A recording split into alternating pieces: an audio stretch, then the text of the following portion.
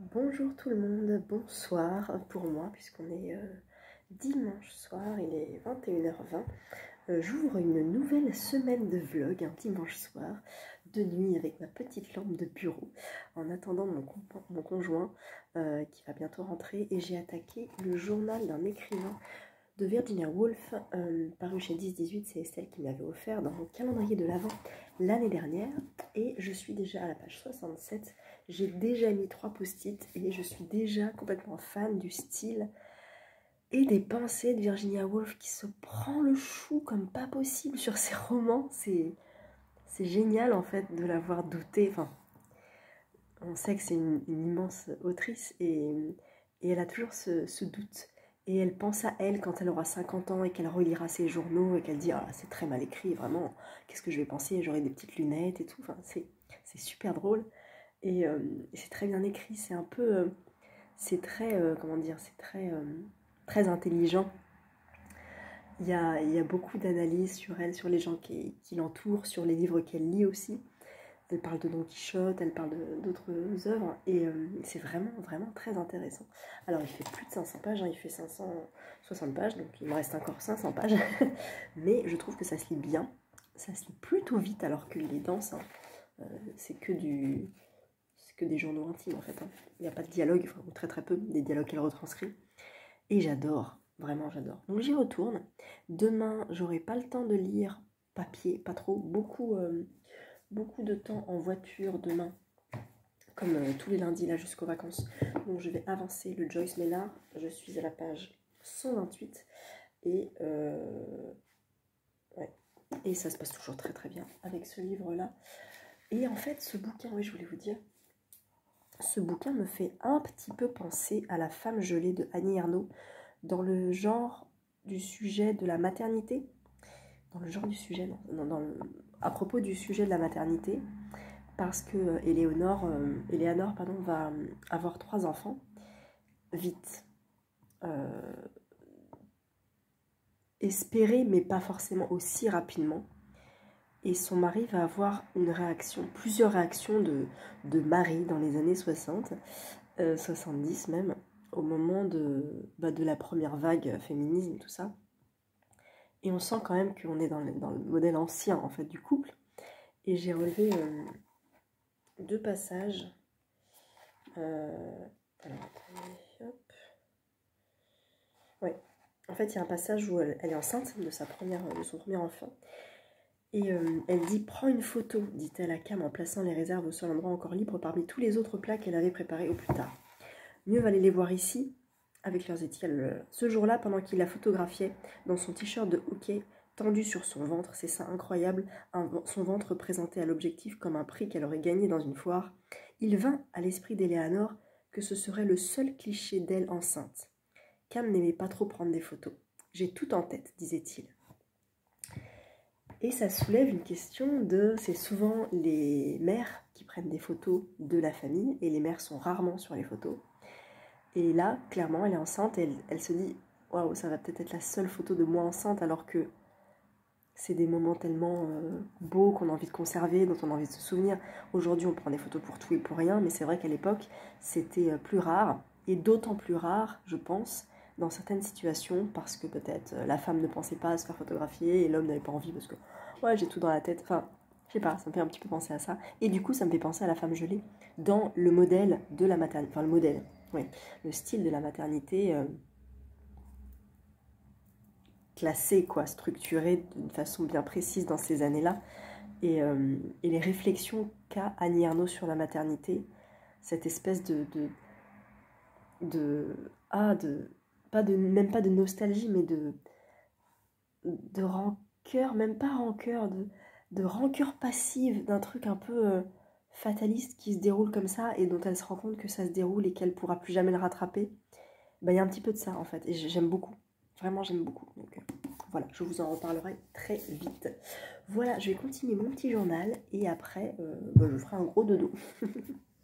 Nous sommes lundi matin et je vous prends ici dans ma voiture parce que je viens d'arriver au boulot un tout petit peu en avance et que je n'aurai pas le temps de vlogger parce que j'ai du monde à la maison aujourd'hui, donc je préfère le faire maintenant.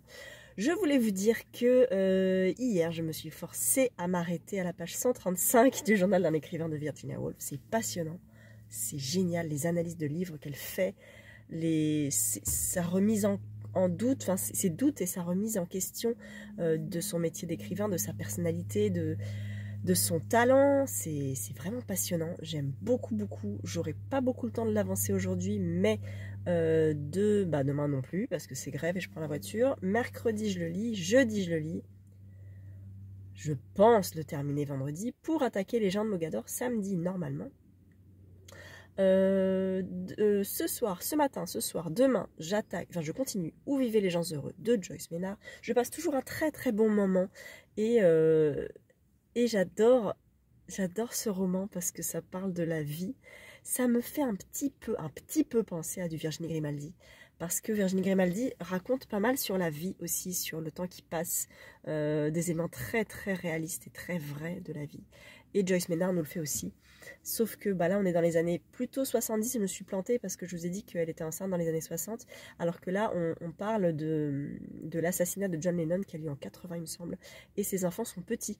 Donc finalement, je pense qu'elle est plutôt enceinte dans les années 70, mais voilà, elle nous raconte plein de choses par rapport à la maternité, au sentiment de voir grandir ses enfants et de se dire où est passé le temps, où est passée ma vie, ou comment je vais faire quand mes enfants partiront de la maison, et toutes ces réflexions qui sont propres à chacun finalement, je pense, et au temps qui passe en fait. Donc c'est très agréable.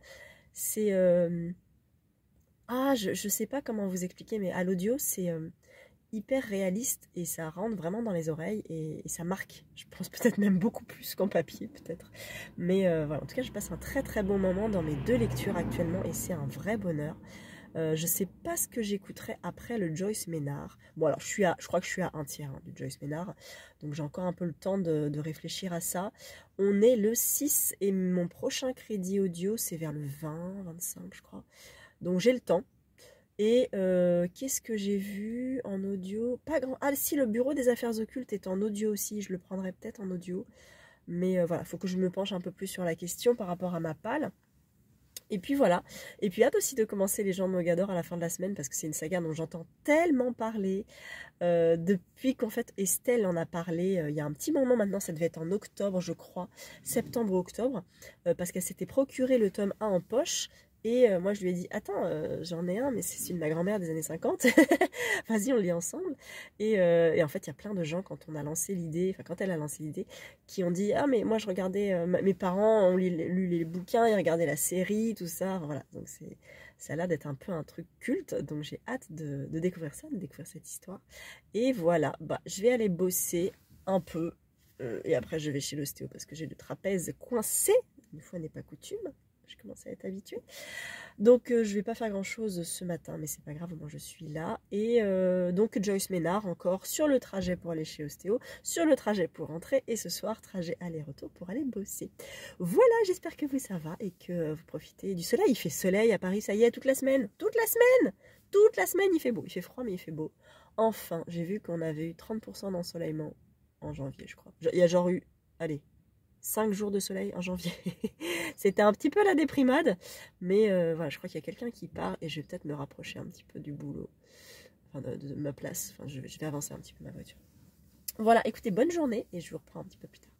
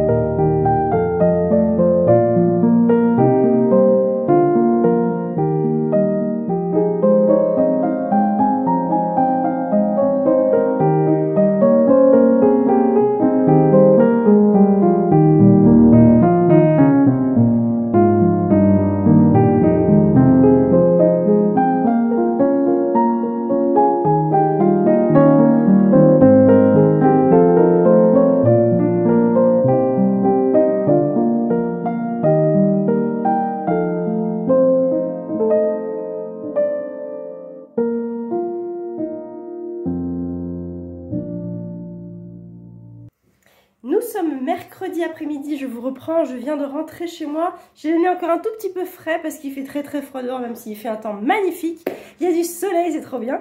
Vous avez vu hier, j'ai fait un petit tour au marché Saint-Pierre pour mes élèves, en fait, pour des costumes pour mes élèves. Bon, je vous ai filmé un petit peu le marché Saint-Pierre, un petit peu le Sacré-Cœur. Et voilà, et aujourd'hui j'ai reçu des choses. J'ai reçu d'abord de chez Pocket Mr. Loverman de Bernardine Evaristo. Vous devez reconnaître ce style de couverture. C'est celle qui a écrit, qui est là-bas. Faille, femme, fille, autre ou fille, femme, autre. Ah, je ne sais plus. Ah, j'ai la goutte au nez. Fille, femme, autre. Voilà. Celui-ci vient de sortir chez Pocket. Je crois qu'il était chez Globe. Avant, c'est ça, les éditions Globe. Voilà. Et elle en a écrit d'autres. Des racines blondes et Manifesto 2 en 2023. Bah dis donc, elle est très active et elle est née en 59. Voilà. Donc Monsieur Loverman, à 74 ans, on ne fait pas plus chic que Barrington Jedidiah Walker. Élégant, fin lettré, connaissant son Shakespeare sur le bout des doigts, le dandy caribéen porte encore beau, c'est le moins que l'on puisse dire. Alors qu'il est toujours coureur de jupons, après 50 ans de mariage, Carmel ferme les yeux. Mais elle se trompe, car Barry, en vérité, n'a jamais séduit une autre femme. Ses soirées clandestines, c'est à Maurice qu'il les consacre, son amour de jeunesse qui le supplie au crépuscule de leur vie de la terminer ensemble, parce qu'il n'est jamais trop tard pour se libérer des conventions. Voilà, ça a l'air très intéressant. Il n'est pas très gros, il est écrit... pas très gros non plus, il fait moins de 400 pages, il fait 360 pages à peu près. Et il est sorti chez Pocket, je pense, début février. Voilà, ensuite, j'ai reçu aujourd'hui de chez Robert Laffont, Panique en armorique de Dominique Sylvain. C'est Ingrid et Lola qui enquêtent. On me l'a proposé sur Instagram et j'ai dit ok. Et ça sera peut-être très bien pour cet été. Il sort là. Ah, j'ai la goutte au nez. Il sort le 12, il est sorti le 12 janvier, excusez-moi, le 12 janvier. Et on est sur un format semi-broché. Vous voyez, un poche, un petit peu plus grand qu'un poche. Et c'est donc un tome 1, avec une jolie petite poule. Et on est dans le Finistère Sud, une nuit épaisse de novembre, un incendie... Ah oui, si je le lis en été, ça va pas le faire. Une nuit épaisse de novembre, un incendie criminel détruit un élevage de poulets en batterie. Quand l'attentat est revendiqué par des militants déjantés de la cause animale, l'enquête revient au charmant capitaine Chauvigny. Non loin, la commissaire retraitée Lola Jost et sa meilleure amie, la jeune stripteaseuse américaine Ingrid Diesel, sont en vacances. Intrigués par les événements et histoire de s'occuper un peu, le duo décide de jouer les détectives sous le nez des gendarmes. Mais très vite, la tension monte, le PDG des poulets dorés est retrouvé mort, pendu par les pieds et électrocuté comme ses volailles. Oh bah dis donc! Voilà, ça fait un peu Cozy Mystery à la française, ça a l'air très drôle et c'est... non, rien, j'ai rien du tout. J'ai cru que c'était quelqu'un d'autre, mais en fait, non, pas du tout. Dominique Sylvain, il a écrit quoi? Une vingtaine de romans. Ah, c'est une femme! Elle a écrit une vingtaine de romans et lauréate de nombreux prix, dont le Grand Prix des lectrices L pour Passage du désir. Ça me dit quelque chose. Première enquête d'Ingrid et Lola. Oh! Ah bon? Très bien. Voilà, il fait 300, même pas 300 pages. Il fait 250 pages précisément. Et je pourrais probablement le lire. Ouais, j'ai envie de le lire cet été, en fait, tranquillou, parce que j'aurai pas le temps, je pense, avant. Voilà, donc merci beaucoup Robert Laffont, merci La Bête Noire. C'est les deux, hein, La Bête Noire, Robert Laffont, c'est un peu comme Magritte et Georgette. J'ai le tome 2 dans ma palle et je pense que je le lirai aussi en mai, mois de la saga. Voilà, sinon je me suis acheté, ça vous le savez, je vous l'avais montré, W de Laura Ulonati. Je l'avais sur ma liseuse et je me suis procuré d'occasion en grand format, en papier, et comme il est déjà lu, et ben ça fait plus 1, moins 1, enfin ça fait même pas plus 1 puisque il est déjà lu. Et c'est cool parce que je vais pouvoir l'emmener à la dédicace et à la rencontre avec l'autrice vendredi à un livre et une tasse de thé. J'ai trop hâte, ça va être cool, j'y vais avec mon club de lecture sur Paris et ça va être trop bien. Voilà, je vais mettre les petits post-it que j'ai mis en surlignage sur ma liseuse, je vais les reporter là, donc ça sera parfait. Et c'est trop cool, voilà. Niveau lecture, je suis toujours dans le journal d'un écrivain de Virginia Woolf. Ça se passe très bien. Il ne me reste plus que ça. Ce matin, voilà, j'ai mis un post-it ce matin.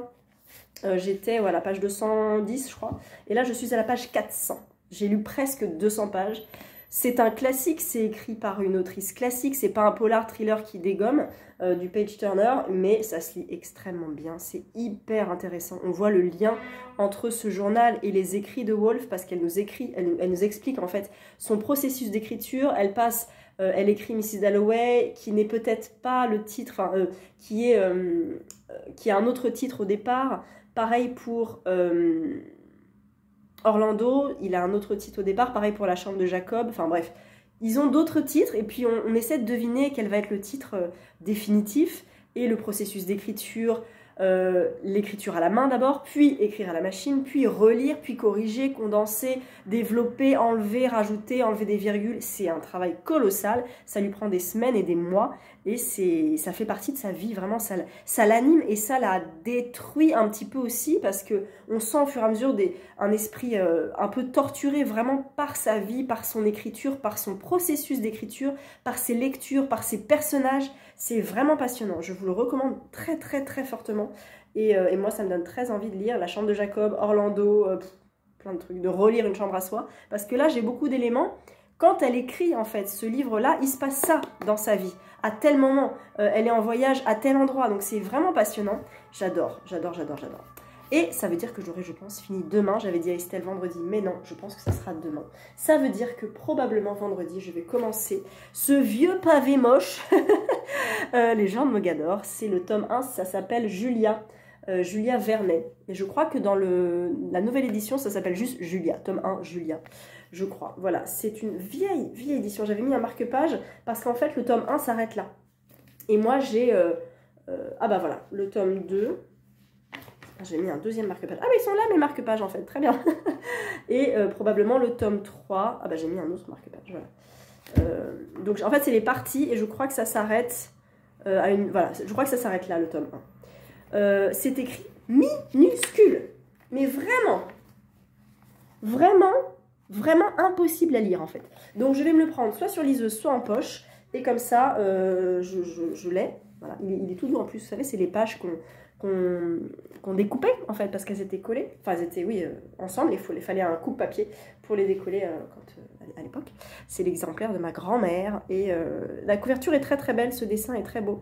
J'ai le tome 2 aussi, j'allais dire dans ma palle, mais dans la palle de ma grand-mère qu'il faut que je récupère et j'aurai grand plaisir à découvrir cette saga. Voilà, parce que c'est Julliard, c'est l'édition Julliard et c'est une édition de 1900. C'est pas tout jeune, hein, je vous le dis. C'est 19... Attendez, parce qu'il faut que je réussisse à trouver les pages. Ah bah voilà. Ça, c'est même encore coupé. C'est trop drôle, regardez. C'est trop drôle, là, c'est... Voilà, ça n'a pas été découpé. Et c'est... Est-ce que je vais trouver une date? Quelque chose... 1952. Ça remonte un petit peu. Voilà. Il a été tiré de cette édition 200 exemplaires. Oh la vache. 200 exemplaires? Sérieux? Donc j'ai l'exemplaire entre 1 et 200 en fait, c'est ça? Mais c'est trop classe. J'ai l'exemplaire combien alors du coup? C'est pas écrit? C'est pas écrit! Bon, bah je dois avoir l'exemplaire entre 1 et 200 et c'est beaucoup trop classe. Ah non, numéro d'édition, bon, je sais pas, bref, il est vieux. Il est vieux, mais il sera vite lu, j'en suis persuadée. Voilà. Est-ce que c'est tout ce que j'avais à vous dire? Non, j'ai reçu aussi, est-ce que je suis en retard? Oui, j'ai reçu de chez Actes Sud, je sais pas quoi. Je crois que c'est le programme.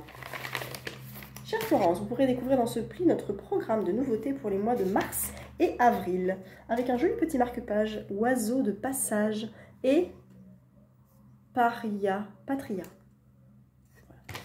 C'est les nouveautés, je regarderai ça un petit peu plus tard, peut-être avec vous. Est-ce que je vois des choses? Non, je vois rien du tout. Un auteur que je connais. C'est bien, ça me fait pas de tentation, c'est pas plus mal. Mais j'aime bien recevoir ces programmes parce que je suis toujours un peu curieuse. Mais Actes Sud, en fait, il n'y a pas les... Il y a juste la tête des auteurs avec le résumé du livre. Il n'y a jamais la couverture. Donc on ne peut pas se fier à une couverture pour acheter le livre. Voilà, je vais aller chercher mon fils. Je n'aurai pas le temps de lire ce soir. Mais demain, je pense que ça sera terminé. Voilà.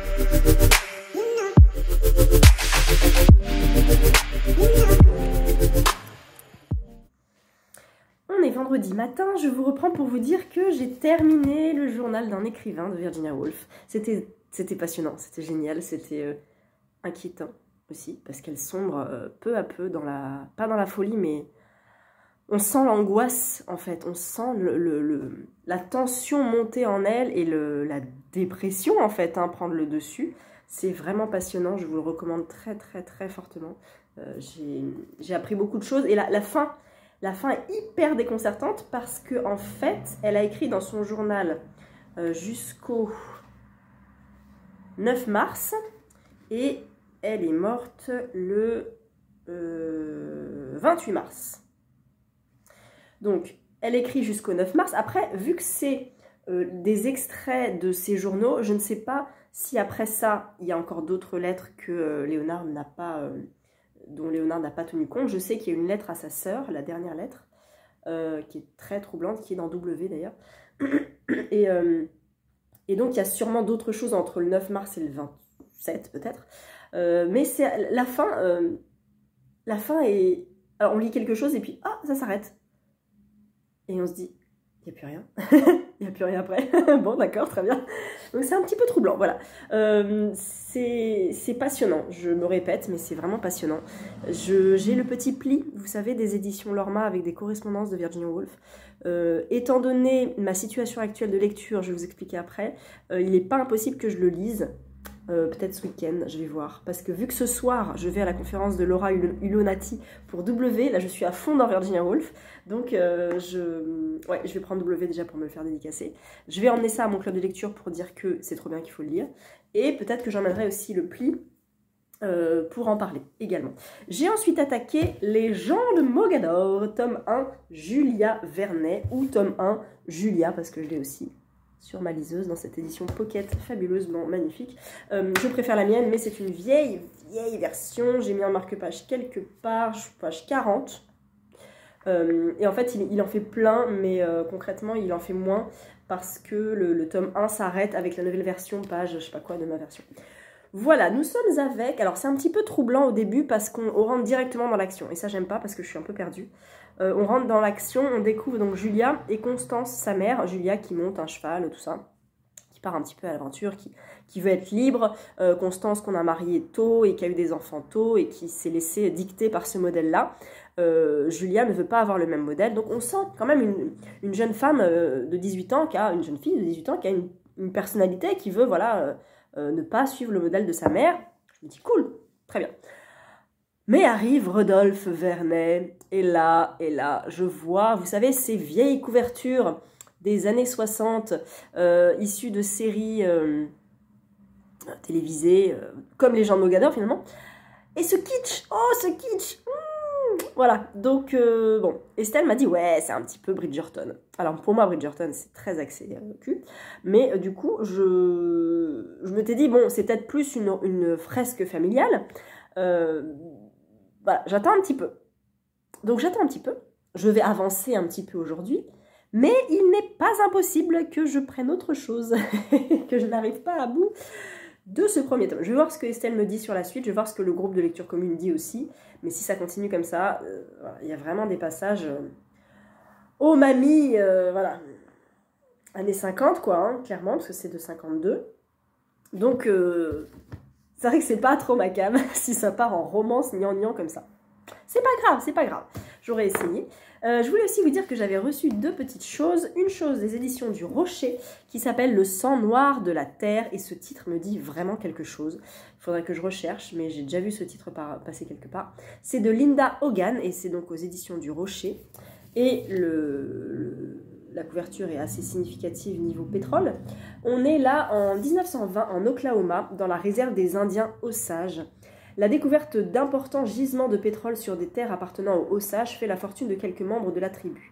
Hommes d'affaires et autorités locales dont les intérêts sont en jeu voit cela d'un mauvais œil. Dès lors, tous les moyens, dont les meurtres, sont bons pour faire main basse sur ce sous-sol qui renferme d'inestimables richesses. C'est ce qui arrive à Grace Blanquette, assassinée. La famille Grey Cloud, qui a recueilli sa fille Nola, est menacée. Autour d'eux, les morts suspectes et emprisonnements se multiplient. Je ne vais pas en lire plus, j'ai lu que ça, il reste tout ça. Mais on est en fait avec un roman qui va être adapté au cinéma, puisqu'il sort en mai 2023. Il est réalisé par Martin Scorsese avec De Niro et DiCaprio. Donc ça va être un gros film, je pense, une grosse sortie. Et c'est fondé sur des faits avérés. C'est un thriller au mystère haletant qui expose le conflit de deux mondes qui ne peuvent pas se comprendre, les Indiens Osages et les Blancs à l'âge d'or du pétrole. Donc je pense que ça peut être vraiment très intéressant. Il est sorti le 8 février. Il n'est pas très gros, hein, il fait 400 pages, mais il est écrit terriblement petit. Voilà. Je ne sais pas quand je le lirai, mais c'est les éditions du Rocher Nuage Rouge. Donc je pense qu'il doit y avoir une collection thriller peut-être des éditions du Rocher. En tout cas, merci beaucoup pour cet envoi, parce que ça a l'air vraiment très intéressant et je pense que ça peut vous plaire aussi. Et le deuxième envoi que j'ai reçu va vous parler un petit peu.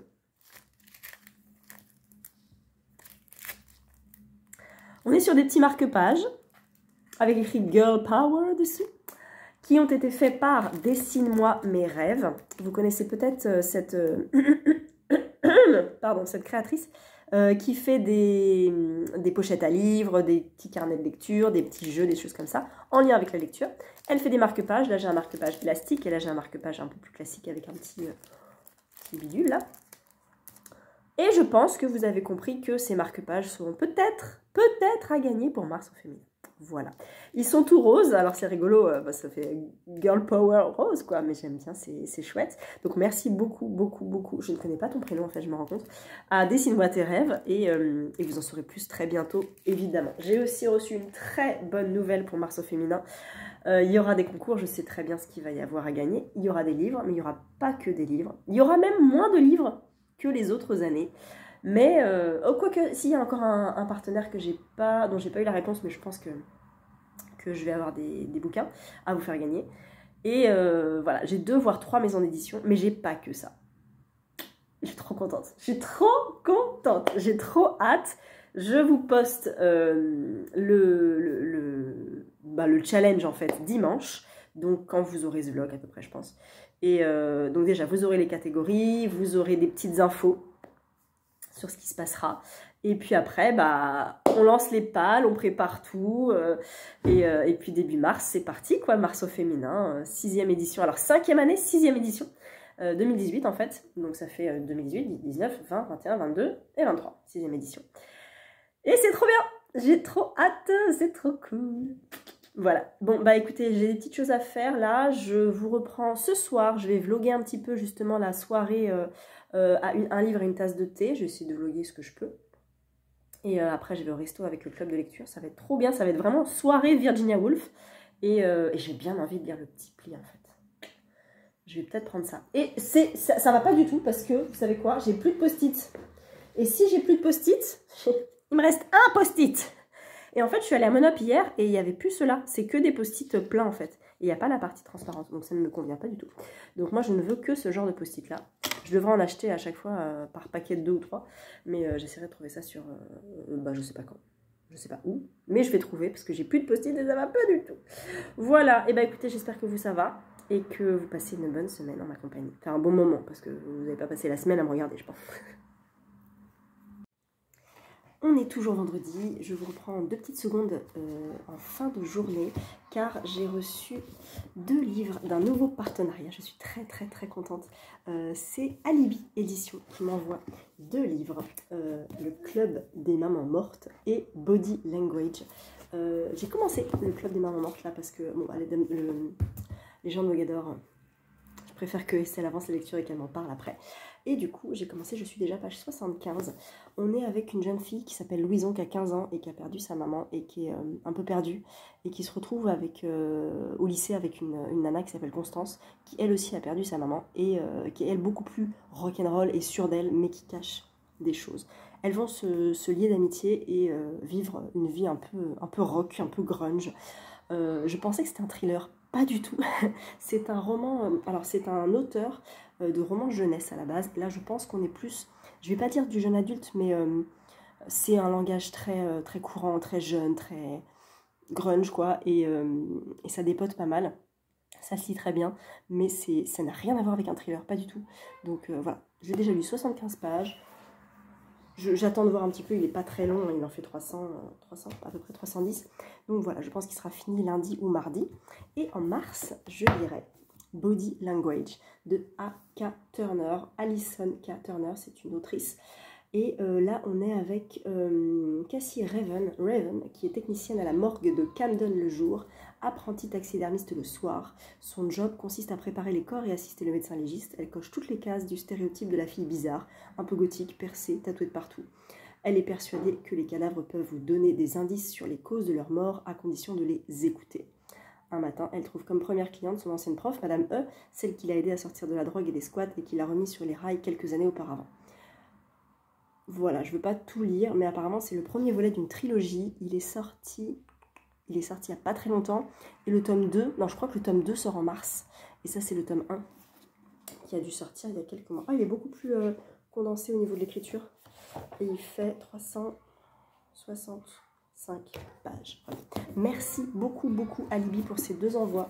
Voilà, nouvelle maison d'édition partenaire. Je suis très contente parce que je les avais vus passer pas mal il y a quelques semaines. Et j'avais vu notamment Témoin oculaire, un recueil de nouvelles écrites notamment par Claire Favant, R.J. Laurie, je crois Johanna Gustafsson il me semble. Et ça me tentait beaucoup. Et je me dis tiens, pourquoi pas. Parce qu'à la base, Alibi en fait, c'est un magazine polar, thriller,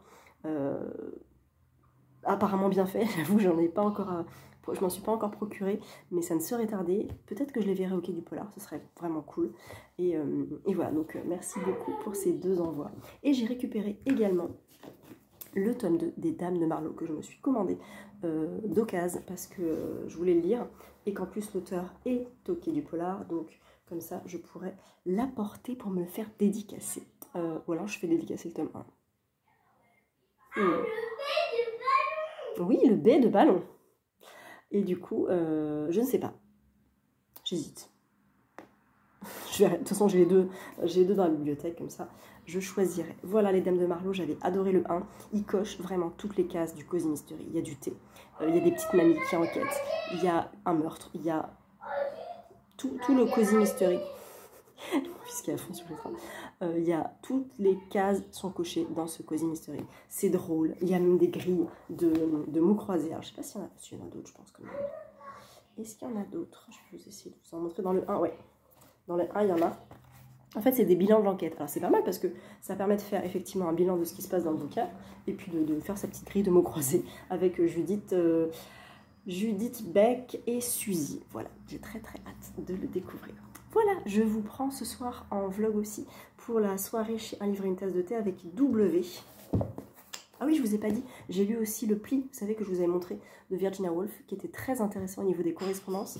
Et ça complète vraiment, je trouve, le journal d'un écrivain, parce qu'en fait, on parle peu des amours et des amitiés fortes de Virginia Woolf dans son journal, parce que c'est plus axé sur son travail d'écriture d'autrice. Et c'est vrai que ça complète pas mal, et je trouvais ça très intéressant. Donc je vous recommande et Journal d'un écrivain, et le pli de Virginia Woolf aux éditions de Lorma. Voilà, j'arrête là pour ce soir, et je vous reprends un petit peu plus tard.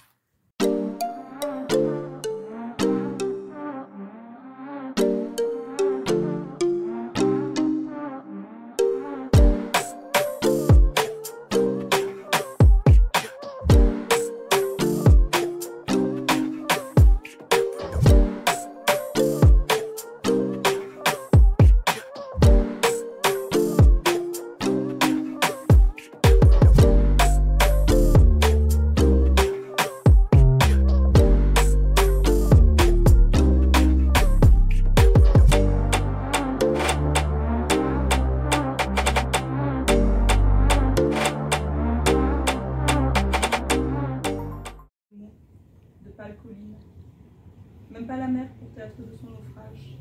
Avant de l'atteindre, les griffes, les racines et les alluvions poisseuses l'ont retenu dans leur jeu. Le jeu sans fin du courant, du monde où il n'y a plus rien à sauver. Ma sœur est morte. Un midi de mars, elle s'est coulée dans la marée du printemps. Elle s'est coulée pour voir jusqu'où c'est profond dans le noir. Une flotte qui sombre sous un zénith en miettes, froid et incapable, au milieu des champs, sans livre de bataille. C'est sous l'eau qu'elle a bien voulu se rendre, mais avant de partir, elle s'est parée de montagne, de son manteau aux poches lestées de pierre, lourdes, de quoi tomber bien droite. Tenez-vous droite, claquait la mer.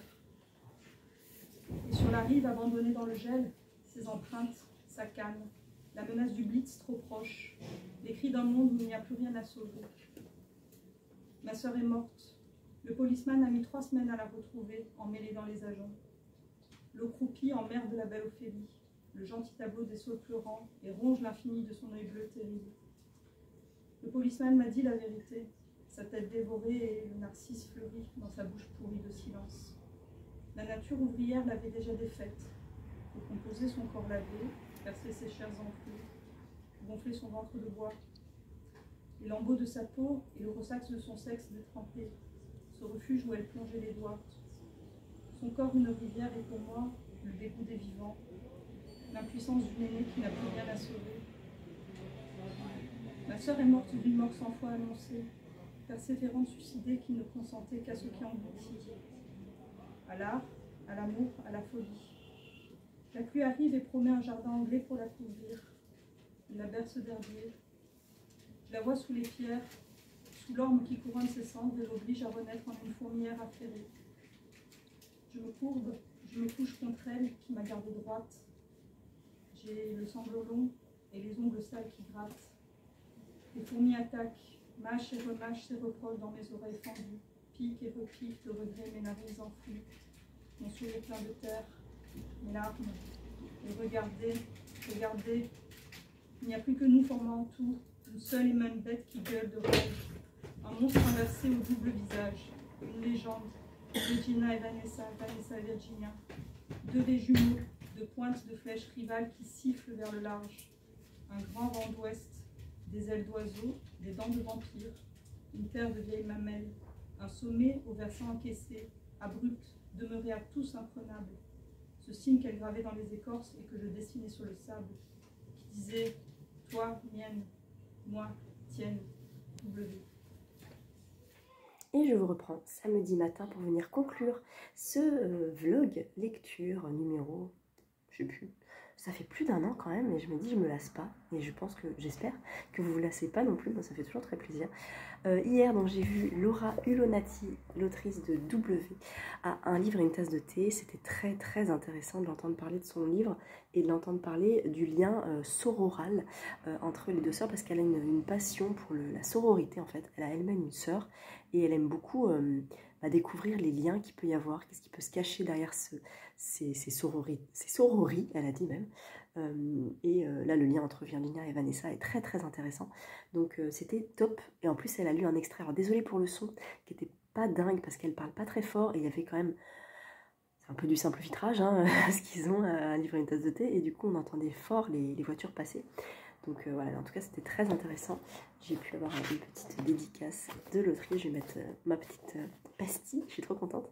Et on était donc avec le club de lecture, on était venus à 6 et on lui a dit, bah voilà, nous c'était notre livre du mois en fait, et ça nous a pratiquement toutes plu, tous plu. Et il y en a qui ne l'avaient pas encore lu, mais globalement on a vraiment eu une bonne lecture, un beau ressenti sur ce livre-là.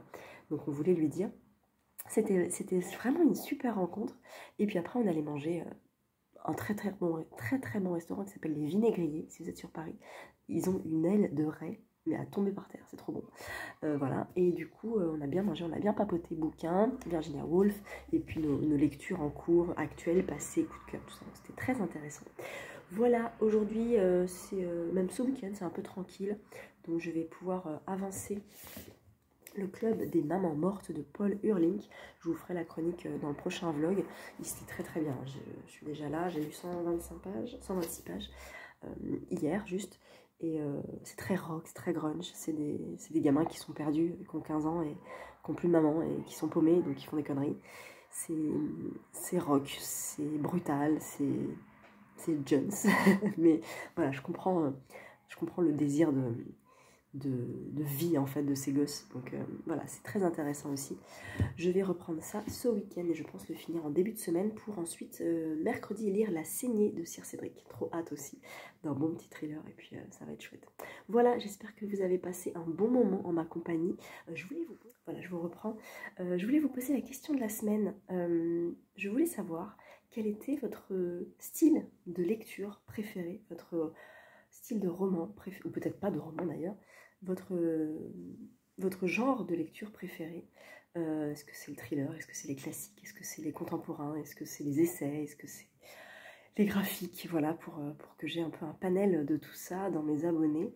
Moi, en fait, je sais pas. Parce que justement, en parlant hier avec le club de lecture, on a parlé de King. Je suis fan de King.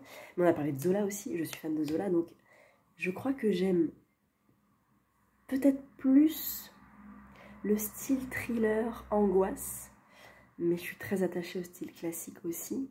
Je lis beaucoup de contemporains en fait, je me rends compte, beaucoup de romans qui sortent et qui parlent de situations de la vie contemporaine, enfin actuelle, mais je suis attachée au thriller, et thriller, roman historique, j'aime beaucoup les romans sur la Seconde Guerre mondiale. Donc voilà, des fois je suis un peu perdue dans mon style de lecture préféré parce qu'en fait il y en a plein. Et quand je lis plein de thrillers, je me dis c'est le thriller. Quand je lis plein de Zola, je me dis c'est les classiques. Mais voilà, quel est votre style de lecture préféré? Je suis curieuse de savoir ça. Voilà, je vous dis à la semaine prochaine. Et quand vous aurez ce vlog, sachez qu'on sera samedi 11, demain c'est dimanche 12. Et demain je mets mon post pour Mars au féminin sur Instagram. Je vous en parlerai la semaine prochaine, je vous donnerai les catégories. Et ma palle arrivera sur Insta dimanche prochain, enfin dimanche 19 du coup. Voilà, j'espère que vous êtes prêts et prêtes. Moi, je remets un petit peu ma palle à jour aussi par rapport au Quai du Polar, parce qu'il y a un livre qui va peut-être atterrir dans ma palle pour mars, justement. Donc, à voir. Et bon, moi, je ne remplis pas toutes les catégories, hein. Même moi, vous voyez, mon propre challenge. Mais voilà, je vous mets des catégories comme ça, si vous voulez. Il n'y a aucune obligation à les remplir. Moi, je sais qu'il y a beaucoup de gens qui aiment les challenges avec des catégories comme le Cold Winter, comme le Pumpkin Autumn Challenge, comme plein de challenges comme ça. Donc voilà, c'est un peu le principe. Je fais ça aussi depuis longtemps avec les catégories. Donc je continue cette année, mais vous n'êtes pas obligé de les respecter. Le but, c'est de lire des autrices et d'en parler. Voilà, je vous souhaite un bon week-end. Je vous dis à très bientôt et merci pour tous vos commentaires et tous vos petits messages bienveillants sous mes vidéos. À bientôt!